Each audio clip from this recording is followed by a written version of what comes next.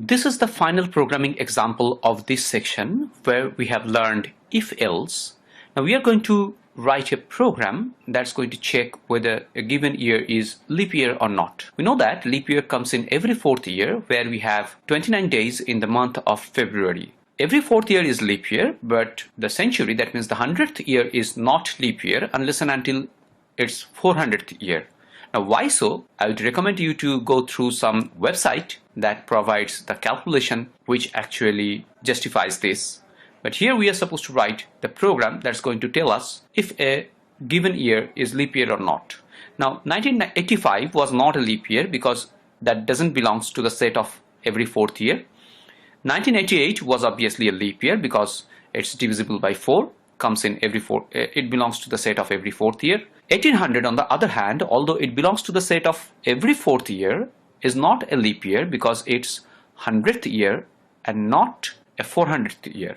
If it is a century, then it has to be a 400th year in order to be a leap year. So 2000 was a leap year. Now first of all, let's go through the logical flow in order to determine whether a given year is leap year or not using a flowchart. This is the flowchart that actually represents how we can determine whether a given year is leap year or not. Here, this is the first decision that we need to take. By dividing the year with 4, we need to check whether the year is divisible by 4 or not at the very beginning after taking the year from input console. Now if the year is not divisible by 4, obviously it is coming to this hand. This is for answer false, for false condition. So it's going to tell us that it's not a leap year. If it's not divisible by 4, it's not a leap year. So if it is divisible by 4, that means divisible by 4 is true, then it's belonging to the set of every fourth year. Then we need to check whether it is a century or not. So we are coming to this hand and checking with this decision box that whether it is divisible by 100 or not. If it is false, that means it's not divisible by 100, so it's not a century, but still it is divisible by 4, so it's telling us that yes, it's leap year. Otherwise, if the year is divisible by 100, we need to test whether it is 400th year or not. So we are coming through this hand and again checking here whether the year is divisible by 400 or not. If it's true, then we are saying that yes, it is leap year. Otherwise, if it is false, we are saying that no, this is not leap year. So first of all, we need to check the divisibility by 4. If it is false, it's not a leap year. Then if it is true, go on test with divisibility by 100. If that is false, no, yes, it's leap year. Otherwise, if that is true, go on checking with divisibility by 400. If that is true, then only it's leap year. Otherwise, it's false, then it's not leap year. Okay, now let's start developing the program. We have declared a variable named year, integer variable. We have given the prompt with the printf to enter the year, and then we have written the scanf function to input the year. Now we need to first check whether the year is divisible by 4 according to the logic or not.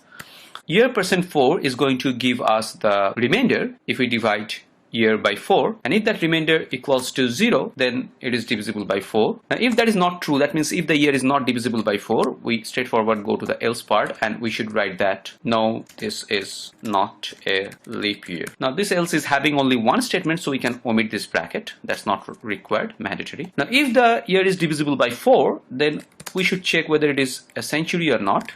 So again we write a if, so we are checking whether the year is divisible by 100 or not. If the year is not divisible by 100, then we are going to the else part and writing that yes, it's a leap year.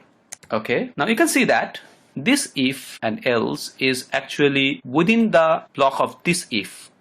So this if is actually called the nested if, that is within this if. So if this condition is true, only in that case this if is going to be tested, otherwise not. So if this is false, straightforward comes here and prints that the year is not leap year. So now if the year is a century, so we need to test whether it is 400th year or not. So for that we will do year %400. If that gives 0, then we will say that yes, it's leap year.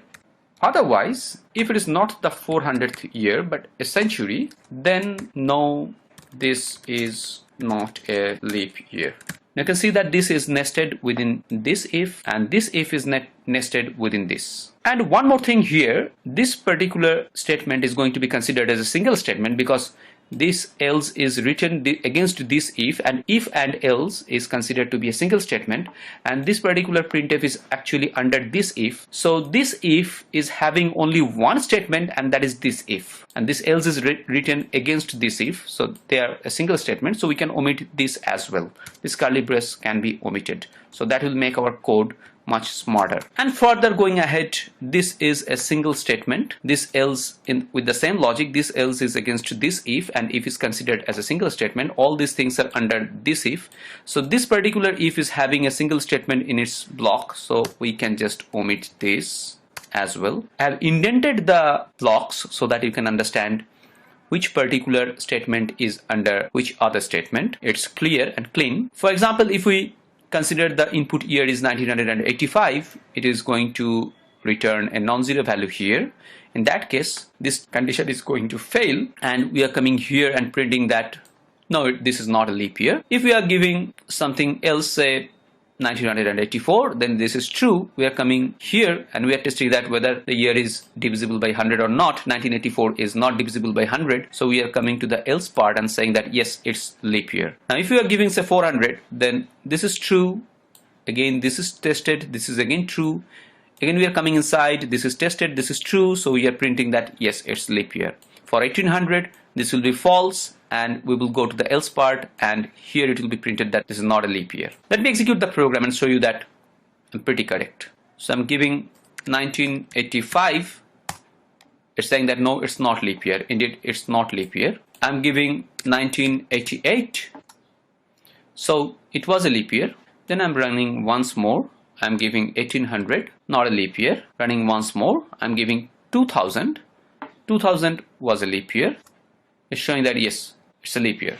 We can make this program a lot more smarter one by using the logical operators. Now the condition for leap year is that it should not be divisible by 100, but it should be divisible by 4, or it should be divisible by 400. So instead of writing all those if else, nested if else, what we can do, we can just write a single if else for that purpose. That means if the year is divisible by 4, and that we write using double ampersand, the year is not divisible by 100, so we can write in this way, year percent 100 not equals to 0. That's actually not divisible by 100. Then it's leap year, or it's actually year percent 400 is 0. That means it is divisible by 400. So you can just write it in a single go instead of all those ifs and else by nesting them within one another. It's a simple one. If the year is divisible by 4 and not divisible by 100, or it is divisible by 400, then it's leap year. So if this if is true, that means the condition that we have written in the if is true, then it's leap year. So we can write else. If the condition is false, that means it's not satisfying the condition, then we can write that no, %d is not a leap year. We are printing the year as well. Let me execute the program and show you that it's working fine. So here we go.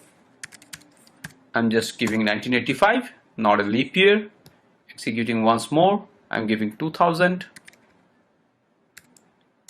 Okay, it's leap year. So you can go with the other inputs and see that whether it's working fine or not. It's working fine actually, no problem with that. And again, going ahead, we can make it more smarter by using the ternary operators. I'm giving you this assignment to just replace this code using ternary operator. If you have gone through the tutorial that deals with ternary operator, then you can just replace this code using ternary operator. That will be much more smarter.